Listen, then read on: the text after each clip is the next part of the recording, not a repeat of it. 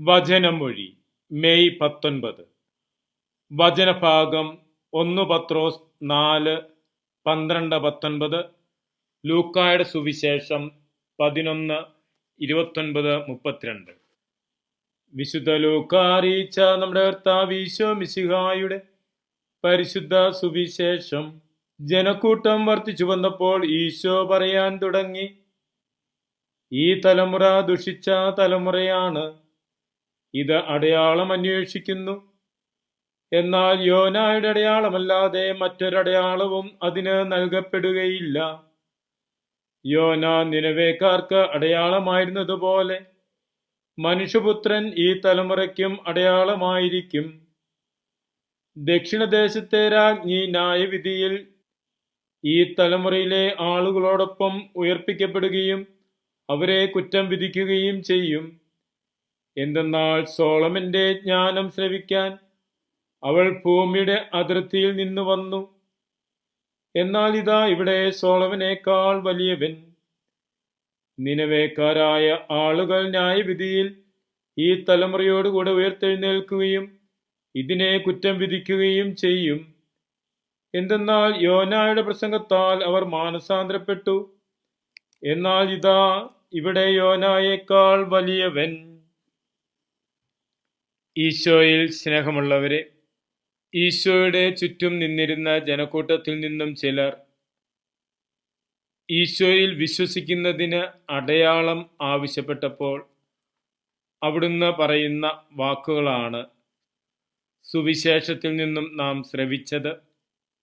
ഈ തലമുറ ദുഷിച്ച തലമുറ എന്നാണ് ഈശോ അവരോട് പറഞ്ഞത്. കാരണം പഴയ നിയമത്തിൽ സോളമൻ ഏറ്റവും ജ്ഞാനിയായ മനുഷ്യനായിരുന്നു.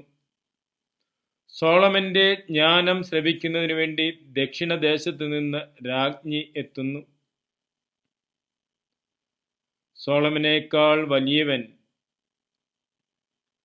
തങ്ങളുടെ കൂടെയായിരുന്നിട്ടും അവന്റെ വചനം ശ്രവിക്കുവാൻ, അവന്റെ വചനത്തിൽ വിശ്വസിക്കുവാൻ തയ്യാറാകാത്ത ജനതയെക്കുറിച്ചാണ് ദുഷിച്ച തലമുറ എന്ന് പറയുന്നത്. യോനായുടെ പ്രസംഗം കേട്ട് നിനവേയിലെ ജനങ്ങൾ മാനസാന്തരപ്പെട്ടു. എന്നാൽ ഇവിടെ യോനായേക്കാൾ വലിയവൻ, അവന്റെ വാക്കുകേട്ട് മാനസാന്തരപ്പെടാൻ തയ്യാറാകാത്ത തലമുറയാണ് ദുഷിച്ച തലമുറ എന്ന് പറയുന്നത്. സോളമനിലൂടെ പ്രവർത്തിച്ച, സംസാരിച്ച ജ്ഞാനം ദൈവത്തിൻ്റെ വചനമായിരുന്നു. യോനായിലൂടെ പ്രവർത്തിച്ചതും യോനായിലൂടെ പ്രസംഗിച്ചതും കർത്താവിൻ്റെ വചനമായിരുന്നു. ആ കർത്താവിൻ്റെ വചനം മാംസം ധരിച്ച് ജനത്തിൻ്റെ കൂടെയായിരുന്നതാണ് ഈശോ മിശിഹ. സോളമനിലൂടെ നൽകപ്പെട്ട ജ്ഞാനത്തിൻ്റെ പൂർണ്ണതയും യോനായിലൂടെ പ്രവർത്തിച്ച അടയാളത്തിൻ്റെ പൂർണ്ണതയും ഈശോ മിശിഹായിലുണ്ടായിരുന്നു. ആ ദൈവിക വെളിപാടിൻ്റെ പൂർണ്ണത അനുഭവിച്ചിട്ടും അതിൽ വിശ്വസിക്കാതെ നിൽക്കുന്ന ജനത്തെ ആണ് ഈശോ ദുഷിച്ച തലമുറ എന്ന് പറയുന്നത്. പഴയ നിയമ ദൈവിക വെളിപാടുകളുടെ പൂർണ്ണതയാണ് ഈശോ മിശിഹായിലൂടെ യാഥാർത്ഥ്യമായത്.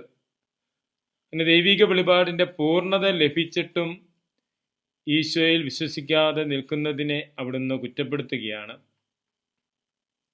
വിശുദ്ധ വചനങ്ങളിലൂടെ, പഴയ നിയമത്തിലൂടെയും പുതിയ നിയമത്തിലൂടെയും ദൈവിക വെളിപാടിൻ്റെ പൂർണ്ണത അറിയുവാനും മനസ്സിലാക്കുവാനും അനുഭവിക്കുവാനും ഭാഗ്യം ലഭിച്ചവരാണ് നമ്മൾ. ദൈവവചനത്തോടുള്ള സമർപ്പണവും വിധേയത്വവുമാണ് ഈശോ നമ്മിൽ നിന്നും ആഗ്രഹിക്കുന്നത്. സോളമന്റെ ജ്ഞാനം ശ്രവിക്കാൻ ദക്ഷിണദേശത്ത് നിന്ന് രാജ്ഞി വന്നതുപോലെ തീവ്രമായ ആഗ്രഹത്തോടെ വചനത്തെ ശ്രവിക്കുവാനും,